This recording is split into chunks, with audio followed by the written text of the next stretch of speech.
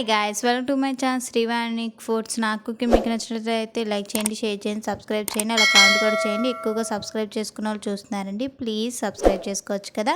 ఈరోజు రెసిపీ వచ్చి సగ్గుబియ్య పాయసం అండి. సమ్మర్లో చాలా ఉపయోగపడుతుంది ఈ పాయసం అన్నది, చాలా చలవ చేస్తుందండి. ఈ పాయసం అయితే సగ్గుబియ్యంతో చేసుకుంటే ఈ విధంగా చేసుకున్నారంటే ఈ సమ్మర్లో చాలా బాగా రిఫ్రెష్ అవుతారు. ఒక కప్పు తాగితే ఇంకో కప్పు తాగాలనిపిస్తుందండి ఈ సగ్గుబియ్యం పాయసం అన్నది. అది కూడా మనకు బెల్లంతో చేస్తాం కాబట్టి చాలా హెల్దీ.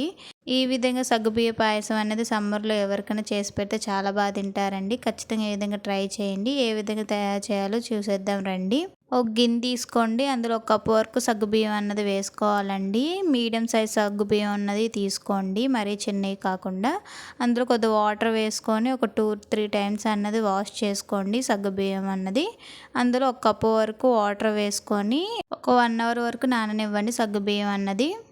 దాని తర్వాత స్టవ్ మీద గిన్నె పెట్టుకొని స్టవ్ ఆన్ చేసుకొని ఒక 2 టేబుల్ స్పూన్ వరకు నెయ్యి అన్నది వేసుకోండి. నెయ్యి అంతా కరిగిపోయినాక జీడిపప్పు, బాదం చిన్న చిన్న పీసులు కట్ చేసుకునేవి నెయ్యిలో వేసుకొని రోస్ట్ చేసుకోండి. అవి కొద్ది రోస్ట్ అయినాక కొన్ని కిస్మిస్లు కూడా వేసుకొని ఈ విధంగా రోస్ట్ అయినాక తీసేసుకొని పక్కన పెట్టుకోండి.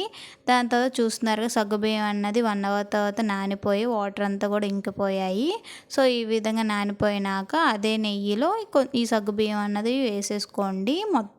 మొత్తం కలుపుకున్నాక అందులో వాటర్ అనేది వేసుకోవాలండి. మనం ఏ కప్పుతో సగ్గుబియ్యం తీసుకున్నామో అదే కప్పుతో ఒక 4 కప్పుల వరకు వాటర్ అనేది వేసుకోండి. వాటర్ వేసుకొని ఈ విధంగా కలుపుకున్నాక ఒక 10 మినిట్స్ అలాగే సగ్గుబియ్యం అన్నది ఉడికించండి. చూస్తున్నారు కదా, దగ్గర పడుతుంది కొంచెం కొంచెం. ఈ విధంగా దగ్గర పడినప్పుడు సగ్గుబియ్యం అన్నది తీసుకొని ఒక 10 మినిట్స్ అయినాక ఉడికిందో లేదా అన్నది చెక్ చేసుకోండి. చూస్తున్నారు కదా, ఉడికింది. సో ఈ విధంగా ఉడికినప్పుడు ఇందులో బెల్లం అన్నది వేసుకోవాలండి. మనం తీసుకున్న కప్పు సగ్గుబియ్యానికి కప్పున్నర వరకు అన్నది బెల్లం సరిపోతుందండి. ఒకవేళ మీరు ఇంకా కొద్ది స్వీట్నెస్ తినే విధంగా అయితే ఇంకా కొంచెం ఎక్స్ట్రా అన్నది వేసుకోండి బెల్లం అన్నది. బెల్లం అంతా వేసుకొని కరగనివ్వండి. బెల్లం అంతా కరిగేంత వరకు కరగనివ్వండి.